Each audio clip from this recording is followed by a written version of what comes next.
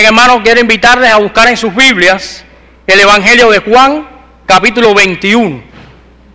Evangelio de Juan, capítulo 21. Y vamos en esta hora a leer los versículos del 4 al 10.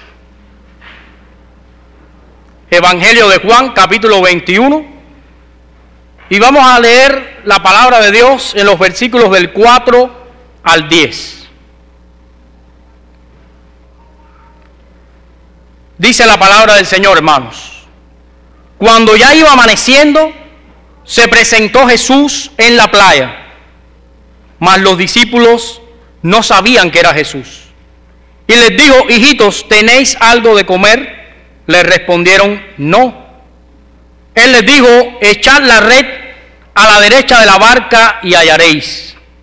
Entonces la echaron y ya no la podían sacar por la gran cantidad de peces. Entonces aquel discípulo a quien Jesús amaba dijo a Pedro: es el Señor. Simón Pedro, cuando oyó que era el Señor, se ciñó la ropa porque se había despojado de ella y se echó al mar.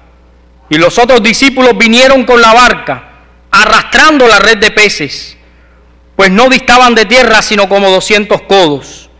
Al descender a tierra, vieron brasas puestas y un pez encima de ellas y pan.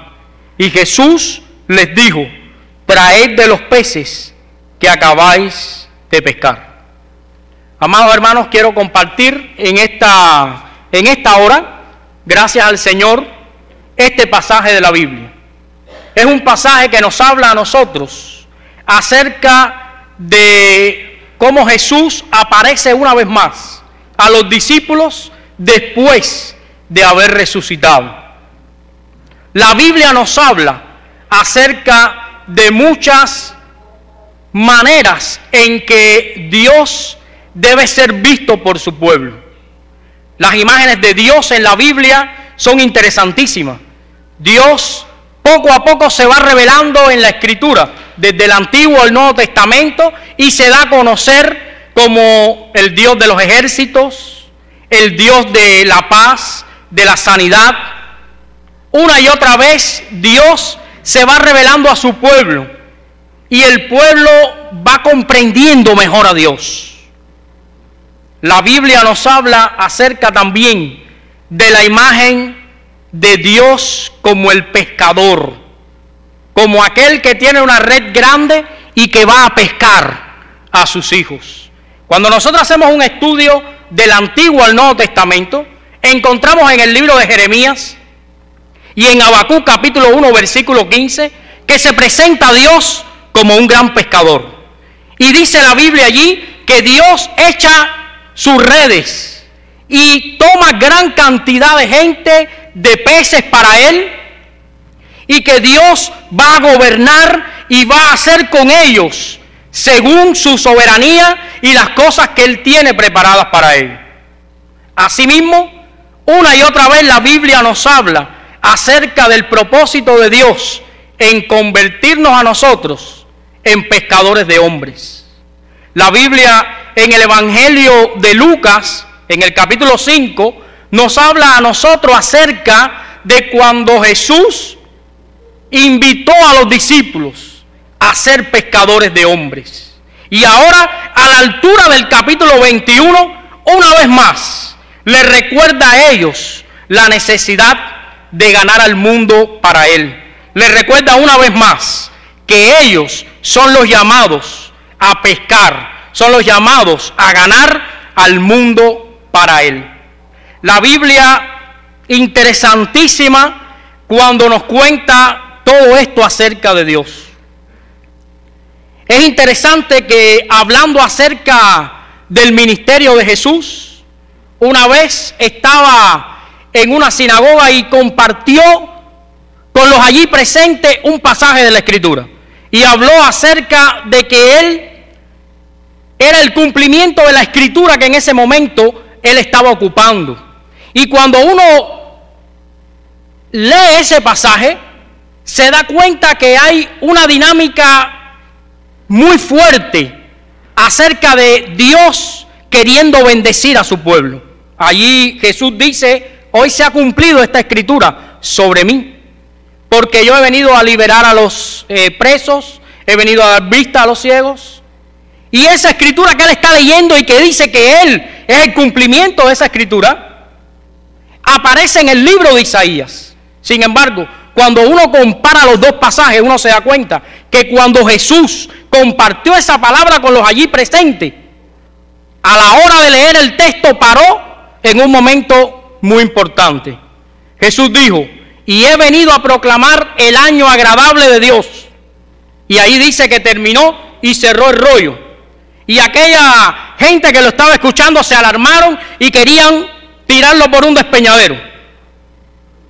Si hubiera leído conforme a lo que dice Isaías, tendría que haber terminado diciendo: y a proclamar el año del juicio del gran Dios.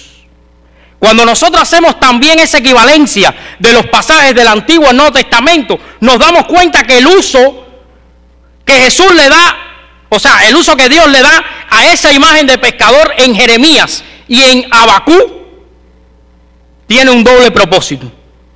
El propósito de anunciar que Él como Dios, como pescador, va a traer a peces, pero que algunos van a ser para bendecirlos y otros, por haberse alejado de Él, van a perecer.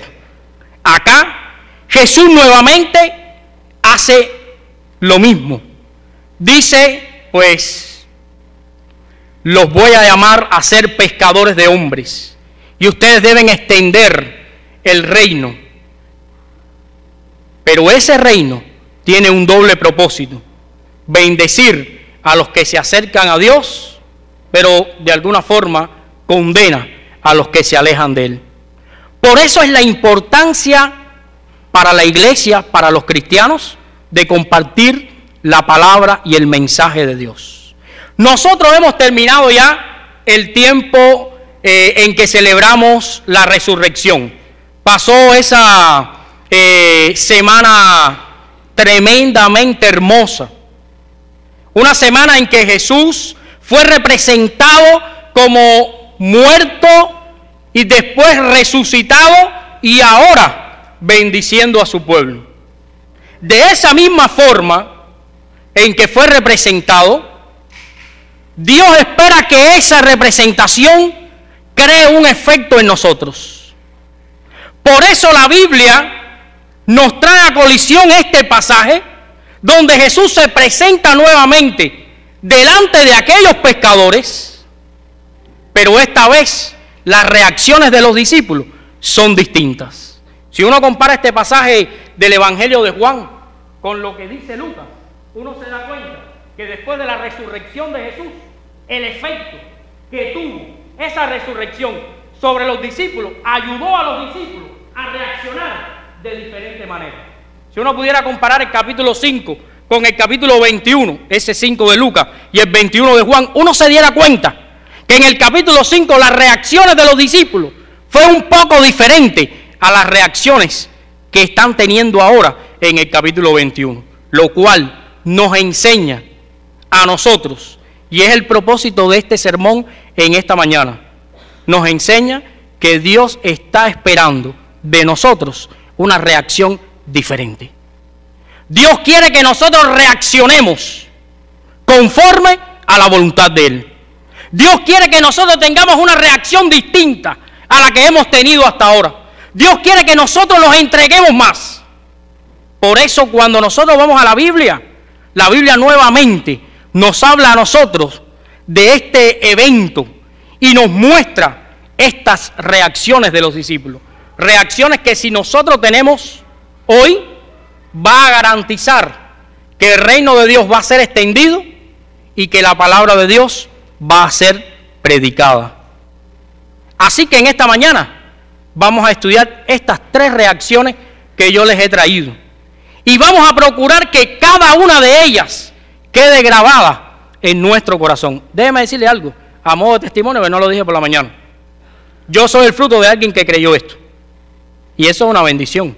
Yo voy a mencionar el hombre que creyó esto y me lo compartió a mí. Algunos se van a acordar de él, porque yo sé que son cubanos, que son de regla y están aquí. Y hace muchos años no nos veíamos, pero ya sí estamos aquí. Manuel Montero, desconocido para mucha gente. Un hermano simple, hermano. Tú lo ves y tú dices, cualquier hermano.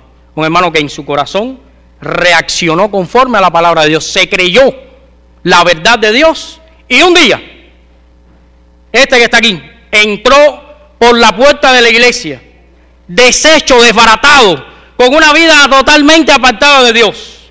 Y él, que se había creído eso, se había creído que la palabra de Dios era con él, que la reacción que él tenía que tener era distinta, comenzó a enseñarme la palabra del Señor y sus enseñanzas. Y si hoy yo estoy aquí, es porque aquel hermano, Dios le puso en su corazón el deseo de bendecirnos. Así que, hermanos, hoy puede cambiar tu vida radicalmente. Puede ser que cuando tú salgas hoy de este lugar, salgas reaccionando diferente a como entraste por esa puerta. Puede ser que ya Dios te esté poniendo en tu mente y en tu corazón sembrar la vida cristiana y espiritual en algún joven de los que tenemos acá, en alguna persona que llegó nueva, en un vecino que estás conociendo ahora, o en alguien que lleva mucho tiempo en este lugar, pero que no ha crecido lo suficiente. Por eso, hermanos, Dios espera de nosotros una reacción nueva, diferente, una reacción distinta. Y para eso vamos a estudiar la Biblia, para saber cómo debemos reaccionar después que Jesús ha resucitado. La primera reacción la vamos a encontrar en el versículo 6, y quiero que ustedes la lean conmigo. Dice la palabra de Dios: y Jesús les dijo, Él les dijo, echen la red a la derecha de la barca y hallaréis. Entonces la echaron y ya no la podían sacar por la gran cantidad de peces. Miren qué reacción después de que Jesús resucitó.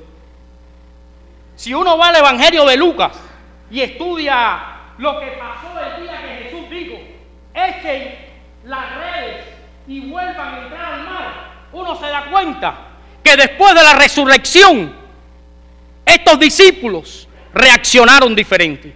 Por eso no podemos pasar, hermanos, una semana de resurrección y continuar reaccionando de la misma manera. Tenemos que reaccionar de forma diferente.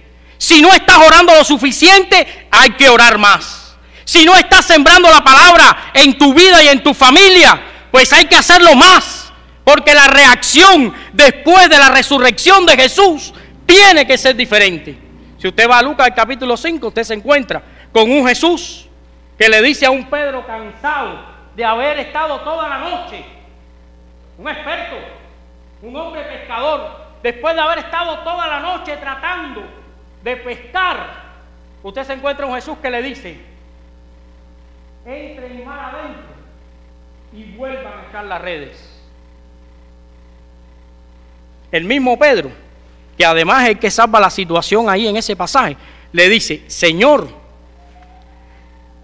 hemos estado toda la noche pescando, estamos un poco cansados. Me imagino yo que habrá pensado: oye, con lo que cuesta recoger una red después que tú la echas, desenredarla. Bueno, en regla, imagínense, yo soy reglado, allí son pescadores también.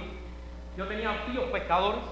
Una red que se teje a mano, que cuando se enreda es peor que el infierno, y hay que desenredarla y ponerla de una forma para cuando tú la lances caiga abierta para poder recoger todos los peces. Y Jesús le dijo: entra y échala. Y Pedro dijo: Señor, mira que hemos estado toda la noche. ¿Cuántas veces le hemos hecho eso al Señor, hermanos? ¿Cuántas veces nosotros hemos dicho: Señor, estamos cansados? Ya eso lo hemos hecho. Entra en esos barrios y predica la palabra. Ya lo hemos hecho. Los hemos hecho de esa forma y no ha funcionado. Bueno, dice ahí la Biblia que Pedro, para salvar la situación, dijo: bueno, pero en tu nombre vamos a echar las redes. Fue el único que reaccionó. Los demás dijeron: nananina, la red está, el que la tire la tiene que recoger.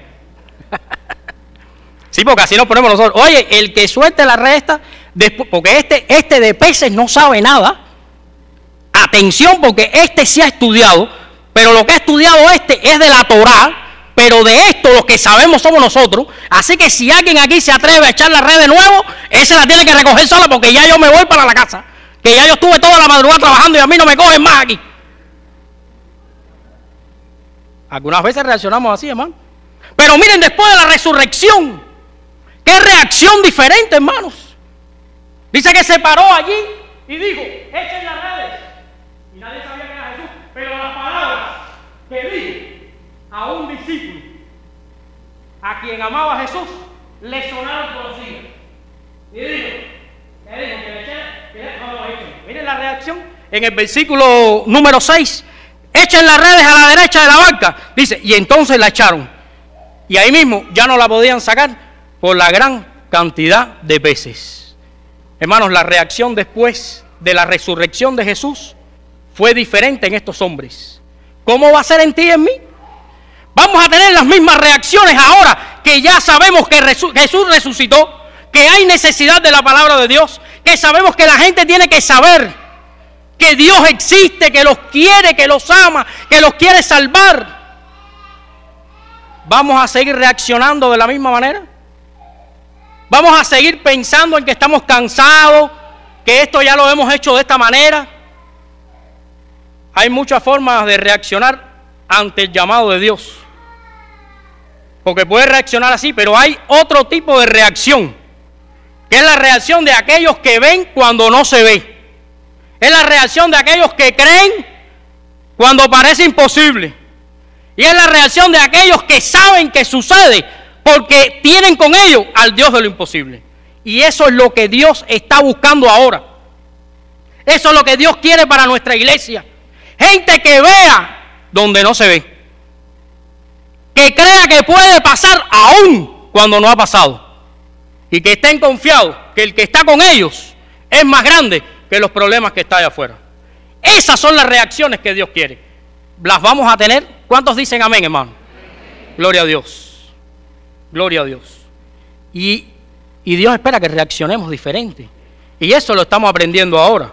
Así que lo primero que hemos aprendido es que después de la resurrección, para estos discípulos la obediencia fue, como yo digo siempre, brutal. Una obediencia brutal. Eso es lo que quiere de ustedes, hermanos, y de mí. Obediencia total, brutal, salvaje. ¿Qué es lo que hay que hacer, Señor? Ir a predicar, vamos. Y los sentidos te dicen, oye, lo que hay ahí es candela. No, olvídate, vamos a predicar, porque Dios lo dice. La obediencia tiene que ser completa. Y esa es una primera reacción que estamos aprendiendo hoy. La segunda reacción aparece en el versículo 7. Miren la segunda reacción que tuvieron estos discípulos. Si uno comienza a estudiar el ministerio de Jesús en todo el Nuevo Testamento, uno se da cuenta que los discípulos eran mal llevados, tenían sus cositas. Algunos debatían el tema de quién iba a ser mayor. Otros tenían ahí ideas políticas en la cabeza, porque eran de los celotes y esas cuestiones. Y había su diferencia entre ellos. Bueno, una y otra vez Jesús les está hablando acerca de la necesidad de ser humildes, de la necesidad de buscar primeramente el reino de Dios. Pero miren la reacción que ellos tuvieron después de la resurrección. Vamos a leer el versículo 7. Dice la palabra de Dios: entonces aquel discípulo a quien Jesús amaba dijo a Pedro: es el Señor. Simón Pedro, cuando oyó que era el Señor, se ciñó la ropa porque se había despojado de ella y se echó al mar. Y los otros discípulos vinieron con la barca arrastrando la red de peces, pues no distaban de tierra sino como 200 codos. La segunda reacción que hubo, el segundo efecto de la resurrección, fue el compañerismo, la comunión. Ellos tuvieron gran comunión. Una y otra vez se buscaron entre ellos, se ayudaron. Esta vez no dudaron, se acercaron con los peces. ¿Saben qué? Que es muy fácil a esa hora si se acercaban por los peces, que hubieran peces mayores, depredadores, cerca de la costa, capaces de romper las redes y dejarlos sin pescas. Sin embargo, ellos, con toda confianza, dice que al ver que Pedro salió a tener comunión con su Señor, ellos también salieron con él. Y ese es el otro efecto, hermanos, que nosotros tenemos que considerar en esta mañana, la comunión. Porque la comunión, hermanos, se puede establecer en diferentes sentidos. Sí, porque miren, la comunión que a nadie le falla es la comunión con Dios. Tú le preguntas a alguien, ¿cómo está tu relación con Dios? Oiga, es una maravilla eso. A mí, mira, Dios se me revela.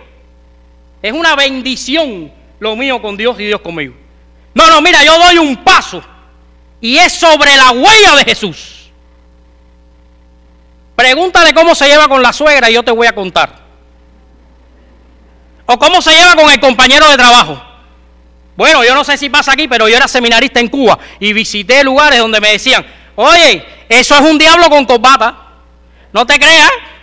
Ese que tú estás visitando aquí, así en la iglesia será muy santo, pero aquí eso es un diablo con sotana.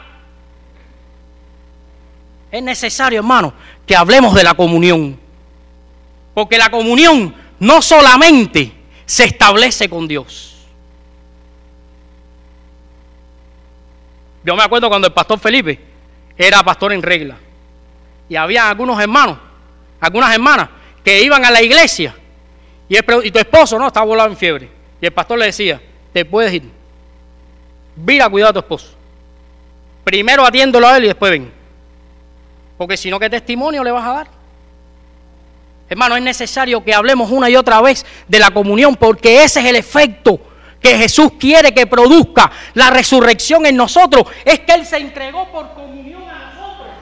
Él quiso que nosotros nos amigáramos con Él y Él amigarse con nosotros. Y Él quiso que nosotros nos amigáramos con nuestros hermanos. El gran problema de la iglesia hoy es que en muchos casos despersonalizamos la obra. Y les digo, no se trata de venir a la iglesia, se trata de cómo invertimos el tiempo cuando estamos con nuestros hermanos. Porque sí, tú puedes venir a la iglesia, sentarte, oyes el mensaje y dices, pastor, una aleluya para este sermón. ¡Qué maravilla! Aleluya, gloria a Dios y todas las expresiones que y te vas y ni saludaste a un hermano, ni supiste nada de su vida, ni lo acompañaste de un hospital, ni le alcanzaste una medicina. Y yo me pregunto, ¿la comunión en qué sentido se estableció? Si seguimos por ese camino, el cristianismo se muere. Porque imagínense, nada más tenemos comunión con... No, con Dios es una maravilla. Bueno, la Biblia dice, ¿cómo me van a amar a mí que no me ven? Si no aman a los que tienen al lado, que están junto a ellos. Y el Evangelio, bueno, las cartas de Juan dice que el que no ama a un hermano, ¿en qué se convierte? Dice, es homicida. Oh, una cosa tremenda. Hermano, es importante que nosotros una y otra vez hablemos de la comunión. Fíjense para que ustedes vean que después de esto, 120 orando en un lugar. Después de esto, los apóstoles dando su vida. Después de esto se convierte en 5,000. Y todo eso por el efecto de la resurrección de Jesús en el corazón de los cristianos. Y mi pregunta es, ¿qué efecto produjo la resurrección de Cristo este mes en tu corazón y en el mío? ¿Abunda la comunión entre nosotros? ¿Oramos por nuestros hermanos? No me diga que ora por su hermano de la camisa azul. No, dígame quién es, dígame qué problema tiene y por qué está orando. Porque la comunión también es parte del paquete de bendición que Jesús separó para su iglesia. Así que lo segundo que hemos aprendido, que no me quiero extender demasiado, es que los efectos de la resurrección tienen que producir en nosotros obediencia y comunión. Y lo tercero y último que vamos a hablar en esta mañana, el tercer y último efecto, aparece a partir del versículo 11. Y quiero que lo leamos ahí. Dice, subió Simón Pedro y sacó la red a tierra llena de grandes peces, 153, y aún siendo tantos, la red no se rompía. Les dijo Jesús, vengan, coman. Ninguno de los discípulos se atrevía a preguntar, ¿tú quién eres?, sabiendo que era el Señor. Y en el versículo 10 anteriormente dice que Jesús le dijo a ellos, traigan los peces que acaban de pescar. El último efecto, hermanos, es la entrega. Porque miren, obediencia y comunión dan como resultado entrega y compromiso, hermanos. No otra cosa. Obediencia y comunión dan como resultado crecimiento espiritual. Y la entrega es importante. Hermanos, tenemos que meditar una y otra vez en pasajes como estos. ¿Qué efectos produce la resurrección de Cristo en mi vida? ¿Qué parte de mi vida estoy entregando a Dios? Hay iglesias por ahí y lugares donde cuando tú hablas de entrega, en la mente de la gente enseguida le viene el dinero. Dice, no, entrega es igual a dinero. Si damos más, más entregados estamos. Bueno, pues le voy a decir una mala noticia. De eso no es lo que estamos hablando. Estamos hablando de entrega, de servicio, de inversión de tiempo en la obra de Dios. En el primer culto dije que allá en Cuba, siendo pastor, durante muchos años trabajé en un lugar muy interesante. Porque es el lugar, estando ahí en playa, cerca de las embajadas y todo eso, es el lugar donde la gente consigue un gran trabajo. Y es limpiar la embajada, o trabajar en casa del embajador, o alguna cosa así. Y teniendo hermanos excelentes, con muchos dones y con muchos talentos que Dios le había compartido, muchas veces me veía estorbado por el consumo de las energías de ellos en el mundo. Hermanos excelentes, tú le decías, hermano, vamos a hacer una vigilia. No, pastor, no es posible porque, imagínense, yo terminé hoy a las 9 de la noche y estoy tan cansado y si usted quiere le doy un dinerito para... No, estamos hablando de entrega, estamos hablando de sacrificio, de encontrarnos, de darnos para la obra de Dios. Mire, hermano, muchas veces nosotros consumimos todas nuestras fuerzas fuera de la obra de Dios. Y déjenme decirles, es importante hacer todo y es necesario. Nadie vaya a decir, no, lo que el pastor quiso decir es que hay que dejar de trabajar, que el pastor nos va a mantener. No, el pastor no va a mantener a nadie, de hecho no se puede mantener ni él. Ya está bueno el cuento. No. Y dice ahí en aleluya, tremenda locura. Vaya. No, y es realidad, o sea, es una realidad. Es una realidad. La historia no es que ahora vamos a... No, la historia es cómo podemos meter cosas de Dios en las cosas que estamos haciendo. ¿Cómo podemos llenar nuestro espacio y nuestro tiempo de las cosas de Dios? ¿Qué tipo de conversaciones y qué estilo de vida estamos llevando cuando no estamos entre estas paredes? ¿Qué es lo que estamos haciendo? ¿Qué es lo que estamos dando? La gente que se codea con nosotros en el trabajo, en la calle, ¿qué está recibiendo de nosotros? Hermano, la entrega tiene que ver con la forma en que tú comunicas al Dios viviente. Porque hay mucha gente que nunca va a leer la Biblia. Van a conocer de Dios solamente por lo que tú le hablas y por cómo tú vives.